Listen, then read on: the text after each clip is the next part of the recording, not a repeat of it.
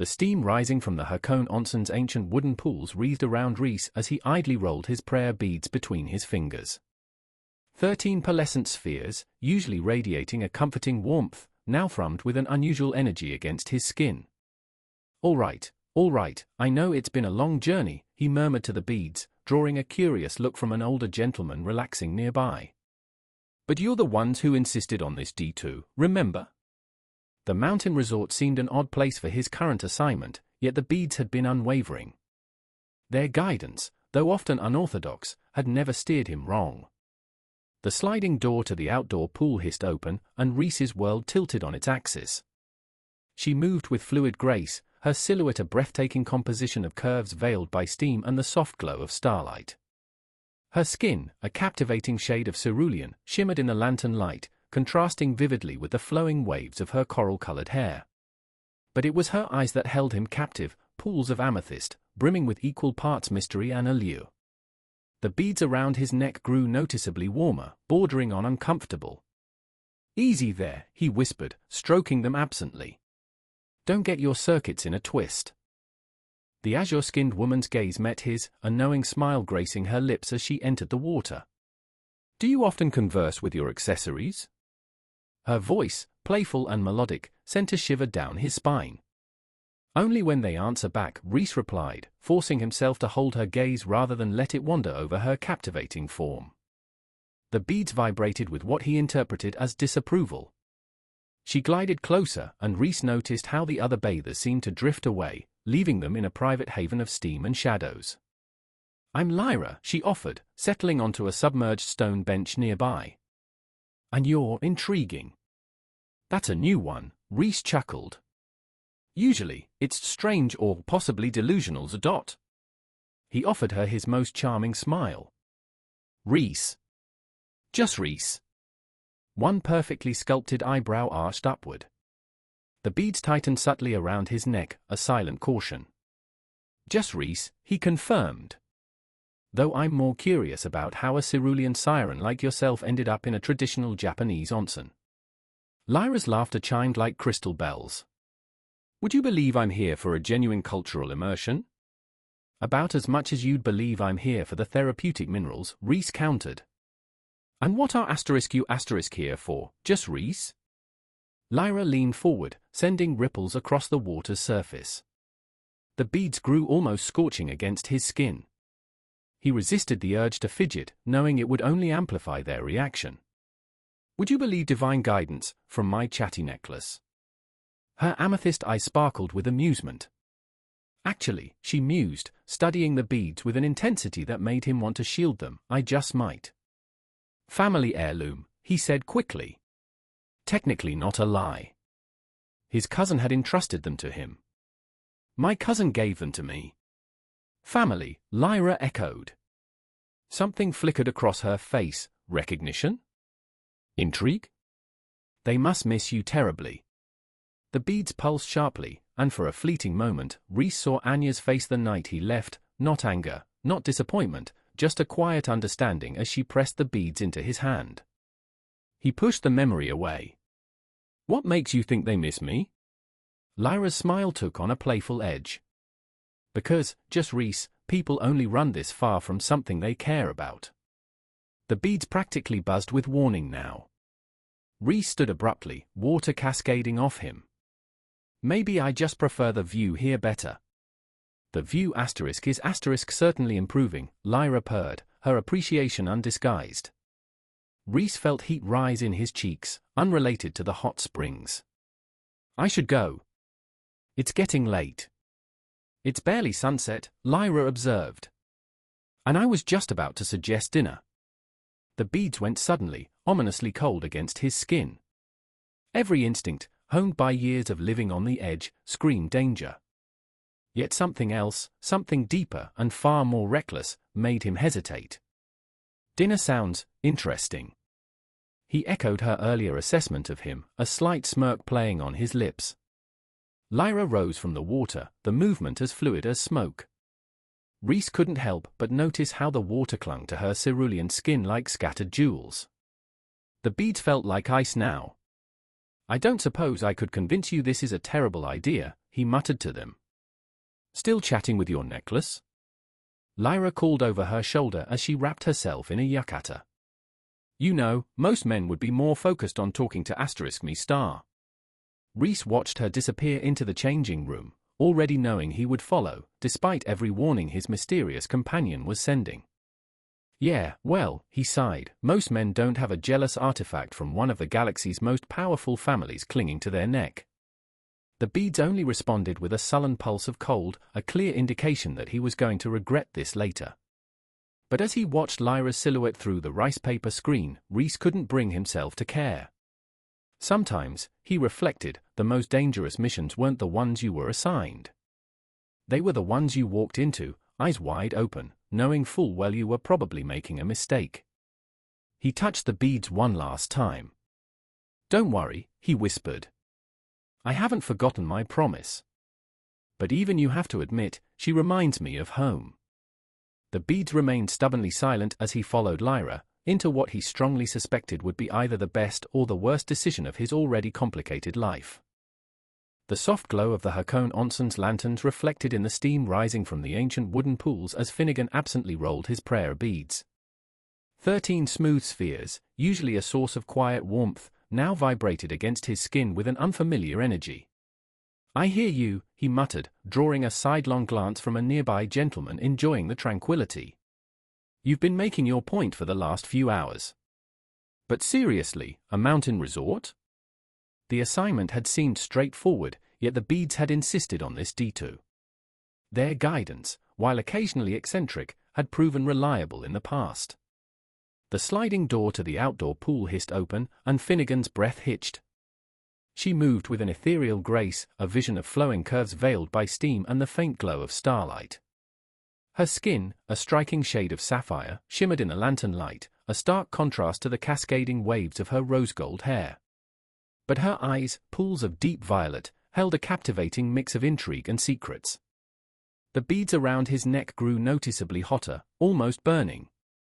Settle down, he whispered, stroking them gently. Don't have a meltdown. Her sapphire gaze met his, a knowing smile playing on her lips as she entered the water. Do you often have conversations with your jewelry?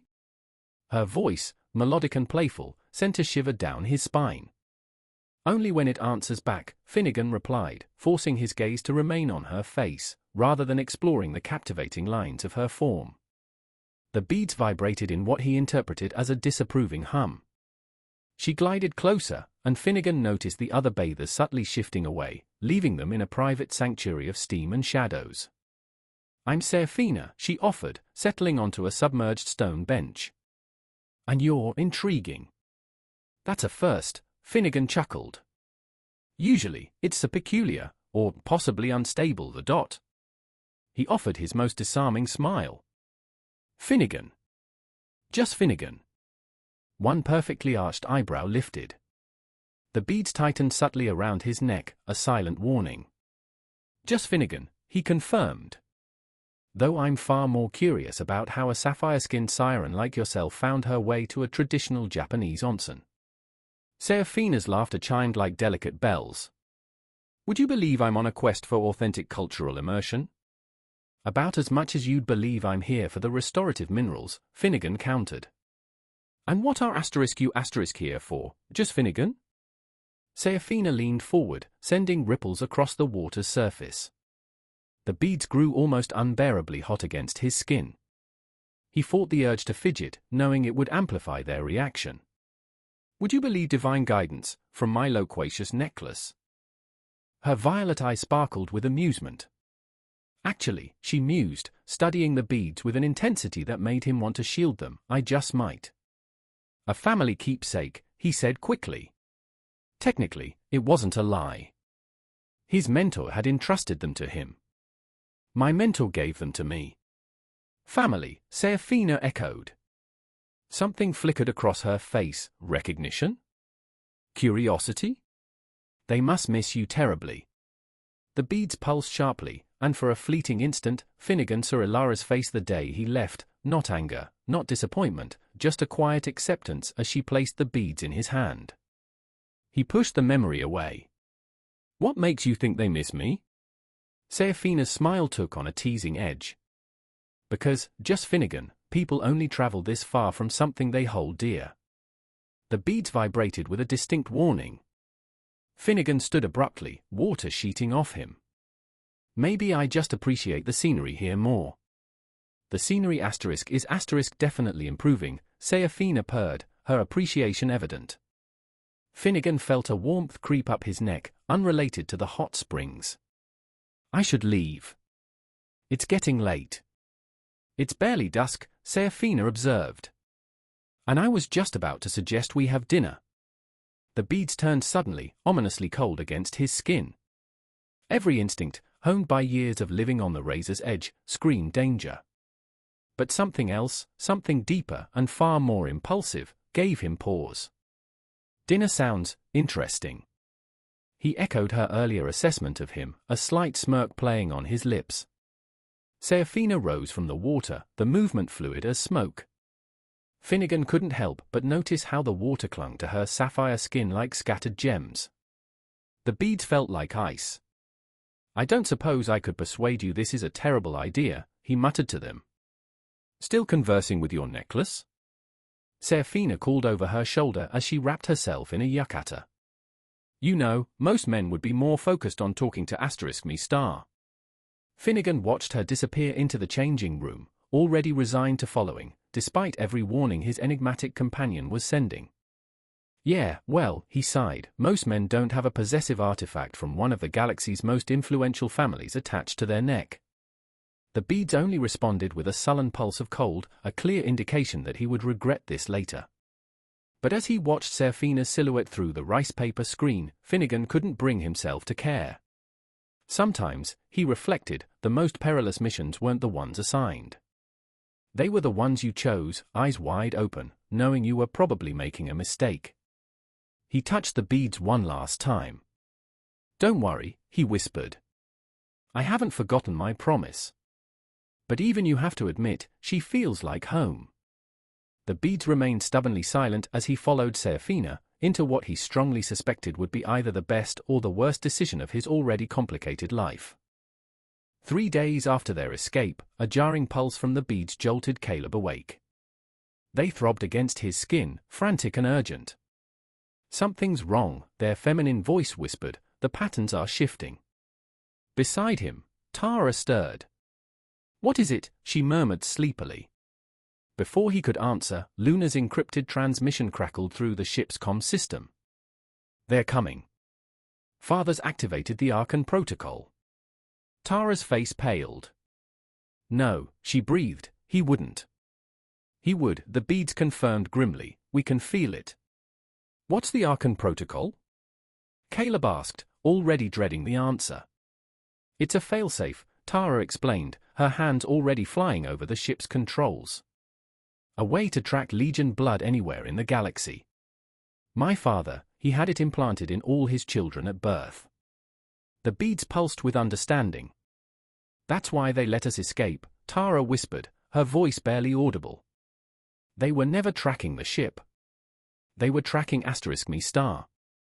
Luna's voice crackled again. The abandoned station in Sector 7 might give you enough shielding to block the signal. I'm sending coordinates. Hurry. Caleb watched Tara's hands tremble as she input the course. We'll figure this out, he promised, covering her hands with his. Be careful, the beads warned, this feels like a trap. Tara finished inputting the coordinates. Of course it is. But do we have a choice? They didn't. 6 hours later, the station loomed before them, a derelict hulk of twisted metal and forgotten dreams. Perfect for hiding, or for an ambush. The first hour passed in tense silence as they swept the station for other life signs. Nothing.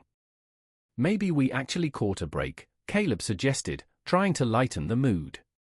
When do we ever catch breaks? The beads responded dryly. As if on cue, the station's ancient systems hummed to life. Emergency bulkheads slammed shut, sealing them in. Through every speaker, a chillingly familiar voice echoed. Welcome home, daughter. Admiral Vin's forces materialized from hidden alcoves, neural disruptors aimed and ready. The Admiral himself stepped from the shadows, his uniform immaculate, his eyes cold. "Father," Tara managed, instinctively moving closer to Caleb. "I'm disappointed," Vin said softly. "I raised you to be stronger than this. To recognize the difference between duty and distractions." His neural disruptor fired before either of them could react. The bolt struck Tara square in the chest. She crumpled, and Caleb's world narrowed to a single point of horror as he caught her falling body. "The Caldwell artifact," Vin continued calmly, as if he hadn't just shot his own daughter. "Hand it over, and I'll give her the antidote." The beads blazed with fury around Caleb's neck as he held Tara's spasming form. And in that moment, he knew what he had to do, what he'd always been meant to do from the moment Luna placed these beads in his hand. The real test wasn't about power, or destiny, or even family legacy. It was about love. And for the first time since he'd run away from home, Caleb Caldwell knew exactly who he was and what he was willing to sacrifice. He raised his eyes to meet Vin's cold gaze, and began to pray. 3 days after their daring escape, a sudden, jarring pulse from the beads jolted Daniel from a deep sleep. They throbbed against his skin, a frantic, urgent rhythm. "Something's amiss," their feminine voice whispered within his mind. "The energy patterns are shifting." Next to him, Alana stirred. "What's wrong?" she murmured sleepily. Before he could answer, Celeste's encrypted message crackled through the ship's comm system. "They're coming." Father's initiated the Centurion protocol. Alana's face paled. "No," she breathed. "He wouldn't." "He would," the beads confirmed grimly, their vibrations intensifying. "We sense it." "What's the Centurion protocol?" Daniel asked, already dreading the answer. "It's a failsafe," Alana explained, her hands already flying across the ship's control panel. "A way to track Legion lineage anywhere in the galaxy. My father, he had it implanted in all his children at birth." The beads pulsed with understanding. "That's why they allowed us to leave," Alana whispered, her voice barely audible. "They were never tracking the asterisk ship star. They were tracking *me star." Celeste's voice crackled again. "The derelict station in Sector Delta might provide sufficient shielding to mask the signal. Transmitting coordinates. Hurry." Daniel watched Alana's hands tremble as she entered the course. "We'll get through this," he promised, covering her hands with his. "Exercise caution," the beads warned, "this has the hallmarks of a trap." Alana finished inputting the coordinates. "Of course it does. Do we have any other options?" They didn't. 6 hours later, the station loomed before them, a desolate husk of twisted metal and shattered aspirations. An ideal hiding place, or a perfect ambush. The first hour crawled by in tense silence as they scanned the station for any signs of life. Nothing. "Maybe we actually caught a lucky break," Daniel suggested, attempting to dispel the tension. "When do we ever catch a lucky break?" the beads responded dryly. As if on cue, the station's antiquated system sputtered to life. Emergency bulkheads slammed shut, sealing them inside. Through every speaker, a chillingly familiar voice resonated. "Welcome home, my dear." Commander Valerous's forces materialized from concealed compartments, neural disruptors trained and ready. The commander himself stepped from the shadows, his uniform impeccable, his expression glacial. "Father," Alana managed, instinctively moving closer to Daniel. "I'm deeply disappointed," Valero said softly. "I raised you to be so much more than this. To discern the difference between obligation and infatuation." His neural disruptor discharged before either of them could react. The energy bolt struck Alana squarely in the chest. She collapsed, and Daniel's world constricted to a single, agonizing point as he caught her falling form. "The Caldwell artifact," Valero's continued calmly, as if he hadn't just incapacitated his own daughter.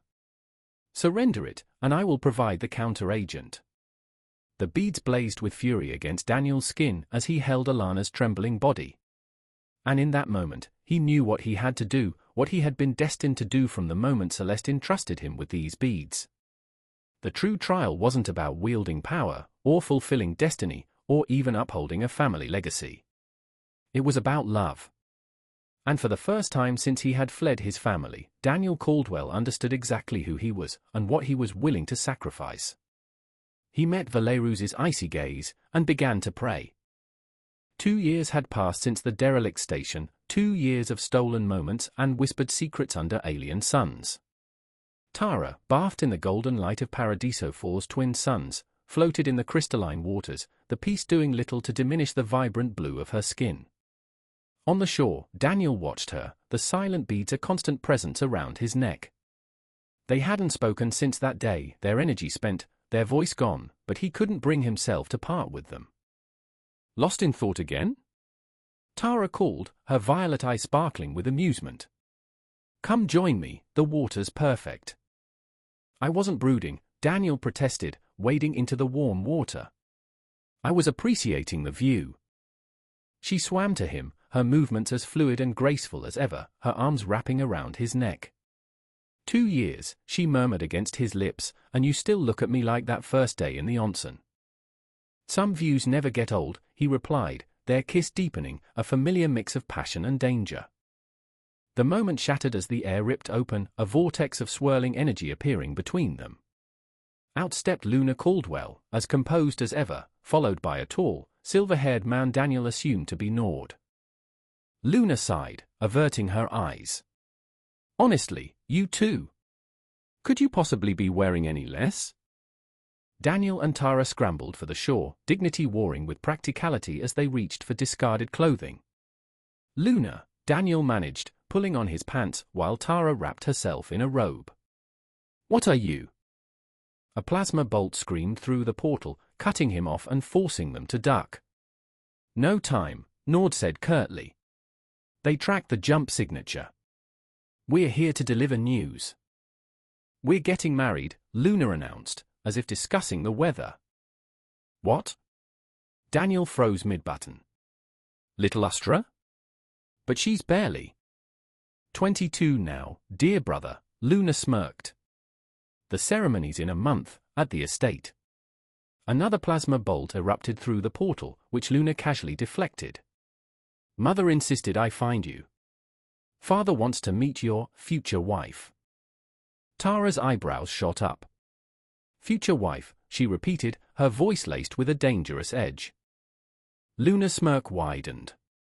Yes, well, assuming my dear brother finally gets around to asking. Though, really, Caleb, 2 years? Even for you, that's slow. Her eye swept over their disheveled appearance. Next time, perhaps consider clothing. It's somewhat awkward finding my baby brother in such natural conditions. She cuffed him lightly on the head, a gesture so familiar it made his chest ache. Father expects you there, she added, already stepping back towards the portal. Both of you. He's quite interested in meeting the woman who turned his son from runaway to hero. Luna, wait, Daniel started, but she was already gone, the portal sealing behind them. Silence fell over the beach, broken only by the gentle lapping of waves.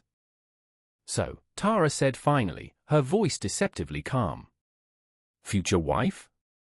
Daniel turned to find her arms crossed, one eyebrow raised in that expression he knew all too well. I was going to ask, he stammered. When the time was right. When? 2 years from now? She gestured at the paradise around them. We've been living in literal paradise, completely in love, and you haven't once thought to, maybe, possibly, consider. He kissed her, partly because she was breathtaking when angry, and partly because he was an idiot. Marry me, he said when they parted. That's not a proper proposal, she huffed, but her eye sparkled. No? He dropped to one knee in the sand, taking her hand. Then how about this? Tara, love of my life, daughter of my greatest enemy, woman who turned my world upside down in a Japanese hot spring, will you do me the honor of becoming my wife? Yes, she interrupted, pulling him up into a kiss. But you're still an idiot.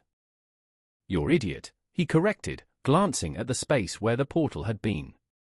So, we're meeting my family? He touched the silent beads. Looks like we're going home. Around his neck, for the first time in 2 years, the bead stirred, ever so slightly.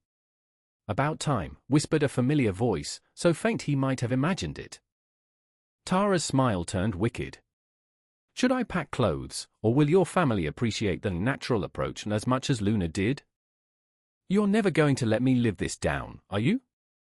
Not a chance, she kissed him again, soft and sweet. But you love me anyway. Always, he agreed, pulling her close as the twin suns set, painting the world in colors almost as vibrant as her smile. They had a month to prepare for their return, to face both families, to bridge worlds that had been separated for generations. But for now, there was just this moment, 2 lovers on a beach at sunset, finally ready to face their future together. And somewhere in the cosmos, Luna was probably still laughing at her brother's terrible timing.